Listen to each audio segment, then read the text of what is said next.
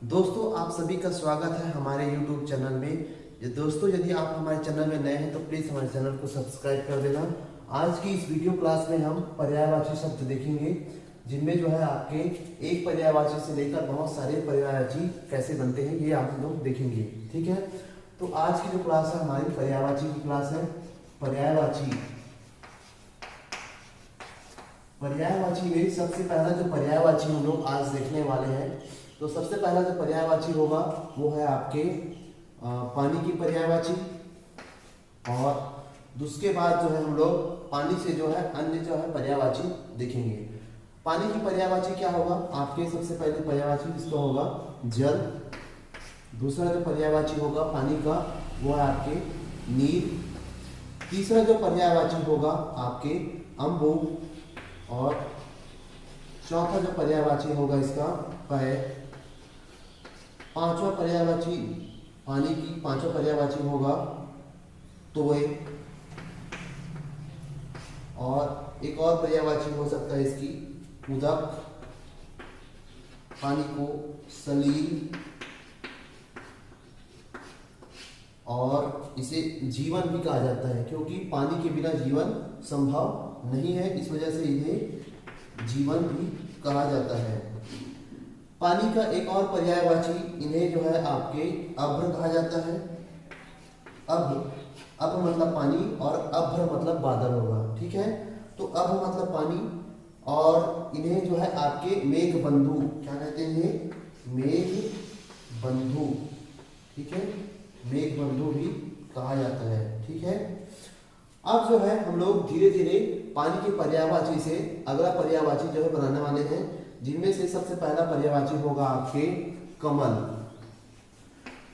कमल की पर्यायवाची बनाने से पहले आपको कुछ बातें जो है ध्यान देनी होगी, जिनमें जो है कमल जो है इसमें जो है एक ज शब्द जोड़ेंगे, जिसका अर्थ होगा जन्म लेने वाला। ठीक है, इसका जो सबसे पहला पर्यायवाची बनने वाला है वो है आपके जल में यदि आप ज शब्द जोड़ोगे तो वो जो है कमल की पर्यायवाची बनेगा। जैसे जल में हमने ज शब्द जोड़ते ही यहाँ पे बनेगा जलज। ठीक है, और जो दूसरा पर्यायवाची होगा आपके नीर में यदि आपने ज शब्द जोड़ा है तो ये बन जाएगा नीरज। ठीक है, वैसे ही आपके अम्बु में यदि आप ज शब्द जोड़ते हैं तो ये बन जाएगा अम्बु धन ज मिला के क्या बन जाएगा, अम्बुज। क्या बनेगा, अम्बुज। ठीक है, वैसे ही आपके पय में यदि आप ज शब्द जोड़ते हैं तो इससे मिलकर जो शब्द बनने वाला है वो है आपके पयोज। ठीक है, वैसे ही आप तो में यदि आप ज शब्द जोड़ के आप कमल की पर्यायवाची बनाते हैं तो ये हो जाएगा आपके तोयज। क्या बनेगा, तो यज। ठीक है, और उसके बाद कुछ इनके और पर्यायवाची है, जिनमें से पहला जो होगा आपके पंख। पंख का अर्थ होता है कीचड़। ठीक है, और जो कीचड़ में जो उत्पन्न होगा उन्हीं को क्या कहेंगे हम लोग, पंख में ज शब्द जोड़ देते हैं तो ये बनेगा शब्द पंकज शब्द बनेगा। ठीक है, ये भी इसका भी अर्थ आपके क्या होगा, कमल होगा। वैसे ही आपके सर मतलब होता है तालाब। सर मतलब होगा तालाब, और तालाब में ज शब्द जो जोड़े आप सर में यदि ज जोड़े तो हो जाएगा आपके सरोज। ठीक है, और सीज का भी मतलब यहाँ पे कई जगह सीज का भी मतलब संस्कृत में सीज का मतलब होता है जन्म लेने वाला, तो यहाँ पे इसका भी अर्थ होता है जन्म लेने वाला। ठीक है, तो इसमें हम लोग सर में यदि आप सीज जोड़ोगे तो क्या बन जाएगा, ये सर सीज। सर सीज का भी मतलब क्या होगा, आपके कमल ही होगा। ठीक है, और वैसे ही आपके यहाँ पे जल में उत्पन्न होने के कारण इसे क्या कहा जाता है, एक और जल जात कहा जाता है। ठीक है, जल जात कहा जाता है। इसलिए का अगला पर्यायवाची जो है कुछ स्वतंत्र पर्यायवाची भी है, जिनमें से आपके कमल की ही स्वतंत्र पर्यायवाची है। इन्हें स्वतंत्र इनको आपको याद करना बहुत ही आवश्यक है। इनमें जो होगा पहला जो है सात, उसके कमल के पुष्प के साथ जो है आपके 7 पत्ते दिखाई देंगे, इसका मतलब है यह सतदल कहलाएगा। दूसरा जो पर्यायवाची है, कमल की जो डंडी होती है उसमें जो है नली के समान होने के कारण इन्हें नलीन भी कहा जाता है। ठीक है, इन्हें नलीन भी कहा जाता है। कमल को कंज भी कहा जाता है, कमल को कंज के नाम से भी जाना जाता है और इन्हें कुवल्य भी कहा जाता है। कुवल्य भी आपके किसी कमल की पर्यायवाची शब्द है। वैसे ही आपके यहाँ पे अरविंद, अरविंद का भी मतलब क्या होता है, आपके कमल ही होता है। ठीक है, अरविंद का भी मतलब कमल होगा और पद्म, पद्म का भी मतलब आपके कमल ही होता है। ठीक है, कुछ आपने कमल देखे होंगे जो कि लाल रंग की, नीले रंग की और आपके सफेद रंग की। तो लाल रंग की जो कमल होगी, जिन्हें लाल रंग की जो कमल होगी उन्हें हम क्या कहेंगे, ये होगी लाल रंग वाला जो कमल है इसको लाल कमल कहेंगे। तो ये लाल कमल जो है इन्हें क्या कहेंगे, तो ये है कोकनद, कोकनद कहेंगे। तो वही आपके जो है नील कमल को क्या कहेंगे, नील कमल को हम लोग इसे बोलते हैं इंदिवर, इंदिवर के नाम से जानते हैं। और जो सफेद रंग की जो कमल होती है, श्वेत कमल, इन्हें हम, श्वेत कमल को हम जो है आपके पुंडरीक के नाम से जानते हैं। पुंडरीक जो है आपके, कभी आपने भगवान ब्रह्मा का या फिर किसी भी देवता के नाम जो है सुने होंगे, जिनकी आंख जो है सफेद कमल की हो वो पुंडरीकाक्ष कहलाएंगे।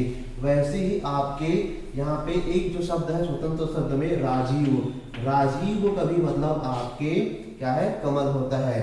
और इन्हीं से मिलकर जो है भगवान विष्णु की एक जो पर्यायवाची जो बहुत ही प्रचलित है, राजीव लोचन, जिनकी आंखें कमल की समान हो उन्हें राजीव लोचन कहेंगे, या राजीव नयन या राजीव चक्षु। ठीक है, ये कुछ भी आप जोड़ कर बना सकते हैं। इन्हीं के आगे और जो है पर्यायवाची बनेगा वो है आपके बादल की पर्यायवाची बनेगा। जैसे ही हमने पानी में ज शब्द जोड़े हैं तो जन्म लेने वाला, ठीक उसी तरह आप बादल में यदि आप द शब्द जोड़ोगे तो ये हो जाएगा, द का अर्थ यहाँ पे होगा देने वाला और बादल में आपकी पर्यायवाची जल से बनेगा। ठीक है,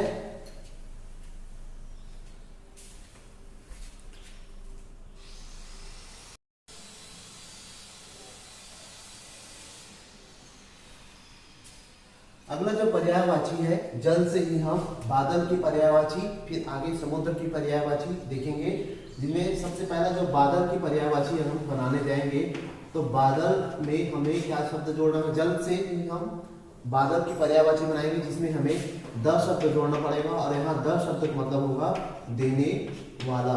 ठीक है, और एक शब्द और जोड़ सकते हैं इसमें, धर शब्द जोड़ सकते हैं जिसका मतलब होगा धारण करना होगा। ठीक है, तो यहाँ पे हम सबसे पहले जल में यदि हम द शब्द जोड़ते हैं तो ये इससे बनने वाला जो शब्द होगा आपके जलद शब्द कहलाएगा, जो कि बादल की पर्यायवाची बनेगा। ठीक वैसे ही आपने नीर में यदि हमने द शब्द जोड़ देंगे तो यहाँ पे नीरद बनेगा, जो कि आपकी क्या होगा, बादल की पर्यायवाची बनेगा। आपने यहाँ पे धर शब्द भी जोड़ सकते हो, जैसे ही जल धर अगर लिखते हो तो ये भी बादल की पर्यायवाची होगी। वैसे ही आप नीरधर भी लिखते हो, ये भी बादल की पर्यायवाची होगी। ठीक है, अंबु में यदि हमने द शब्द जोड़ देते हैं तो ये बनेगा अंबुद, जो कि बादल की ही पर्यायवाची शब्द बनेगा। ठीक उसी तरह यदि आप पय में यदि आप द शब्द जोड़ दोगे तो ये हो जाएगा आपके पयोद बनेगा। क्या बनेगा, पयोद, जो कि आपकी बादल की ही पर्यायवाची शब्द है। ठीक उसी तरह तोय में यदि हम द शब्द जोड़ते हैं तो ये बनेगा तोयद, तोयद भी आपके इसके पर्यायवाची बनेगा, तो है आपकी बादल की ही पर्यायवाची शब्द बनेंगे। कुछ जो है आपके स्वतंत्र पर्यायवाची शब्द होंगे जिन्हें हमें याद करना बहुत ही आवश्यक है। जिनमें से पहला जो होगा, हमें बादल की एक पर्यायवाची देखने को मिलती है, वो है मेघ। मेघ का भी मतलब आपके बादल होता है। ठीक उसी तरह अभ्र का भी मतलब क्या होगा, बादल ही होगा। अभ का मतलब पानी होगा, अभ का मतलब पानी और अभ्र का मतलब होगा बादल होगा। एक जो है जिमूत, जिमूत का भी मतलब आपके बादल भी होता है। जिमूत, जिमूत का मतलब बादल होता है। इसी तरह इसी से मिलकर ही एक शब्द बनता है जिमूत वाहन, जो कि आपकी बादलों को ले जाने वाला जो होता है या फिर बादलों को साथ लेकर चलने वाला होगा आपके इंद्र। जिमूत वाहन किसको कहेंगे? इंद्र को कहेंगे, ठीक है। और एक जो बनेगा वार्तजन्य, वार्तजन्य, वार्तजन्य। यहाँ वार्त का मतलब होता है आपके, यहाँ वार्त का मतलब होता है आपके अगर बिजली होगा, ठीक है। और बिजली से उत्पन्न होने के कारण बादल की एक पर्यायवाची होती है वार्तजन्य, ठीक है। इसी की आगे कड़ी में हम देखते हैं समुद्र की पर्यायवाची। समुद्र की पर्यायवाची जल से जोड़कर हम कैसे बना सकते हैं। इसका जो है अगला जो पर्यायवाची शब्द बनेगा वो है आपकी समुद्र की पर्यायवाची शब्द बनाएंगे। समुद्र की पर्यायवाची शब्द बनाने के पहले हमें जल शब्द में कुछ शब्द जोड़ने होंगे, जहां आपकी निधि शब्द जोड़ते हैं। तो ये निधि का जो अर्थ होगा आपके खजाने के रूप में होगा, ठीक है, खजाना, खजाना। और दूसरा जो शब्द होगा आपके निधि और ईस के रूप में भी जोड़ते हैं। ईस मतलब होता है यहाँ पे स्वामी होता है, क्या होता है? स्वामी। या इंद्र जैसे शब्द जोड़ेंगे तो ये क्या आ जाएगा आपके इंद्र में भी आपके स्वामी ही बनेगा, ठीक है।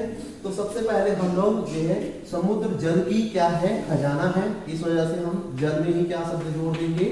निधि शब्द जोड़कर बनाते हैं।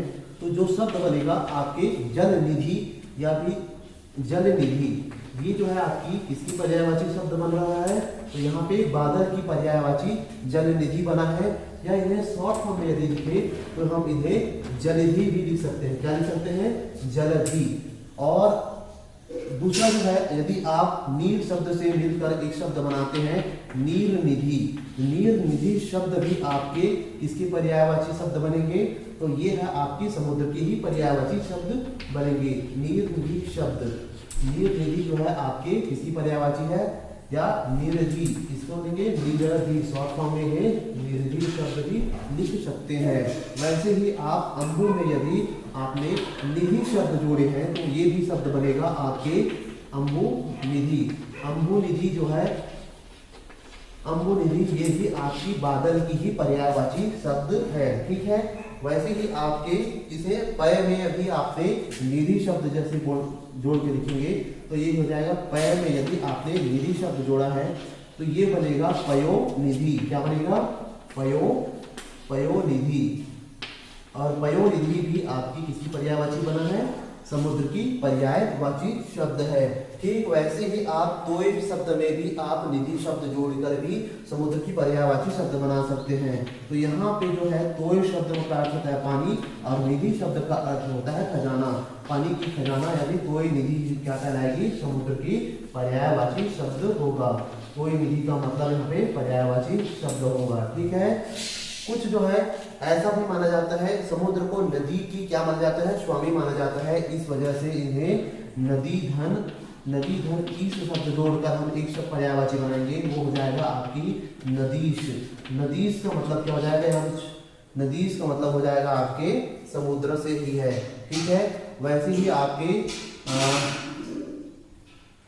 एक जो स्वतंत्र जो है आपकी पर्यायवाची शब्द है वो है आपके कौन सा? सिंधु। सिंधु का भी अर्थ यहाँ पे क्या होता है? सागर ही होगा, समुद्र होगा। एक जो है सागर, सागर का भी अर्थ आपके क्या होता है?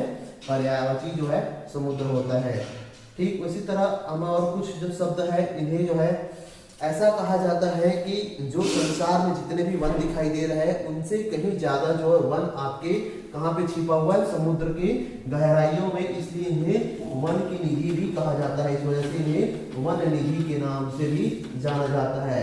और ऐसा भी माना जाता है कि समुद्र की गहराइयों में जितने भी आपके बहुमूल्य रत्न है वो भी पाए जाते हैं। इस वजह से इन्हें रत्न धन आकर, यहाँ पे आकर शब्द का मतलब होगा खजाना से है।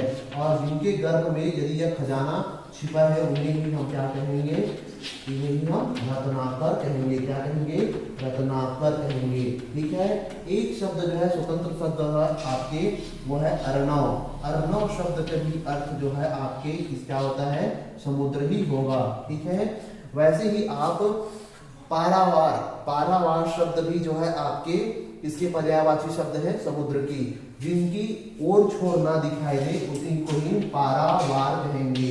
यहाँ पे एक शब्द कंफ्यूज करता है, वो है आपके परावत। परावत का यहाँ पे जो अर्थ होता है परावत, पारावत होगा। पारावात का मतलब हो जाता है यहाँ पे कबूतर होता है। क्या होता है? कबूतर, जो कि आपको देखने को मिलेगा, ठीक है। लेकिन पारावार शब्द बोला है, इसका अर्थ होगा समुद्र के रूप में होगा, ठीक है। इन्हीं तरह हम आगे भी इनकी सीरीज जो है एक एक करके बढ़ते जाएंगे, ठीक है। तो आप जो है जल शब्द की पर्यायवाची एक बार आप अच्छे से कंठस्थ कर लें, उन्हीं के बाद हम लगातार जो है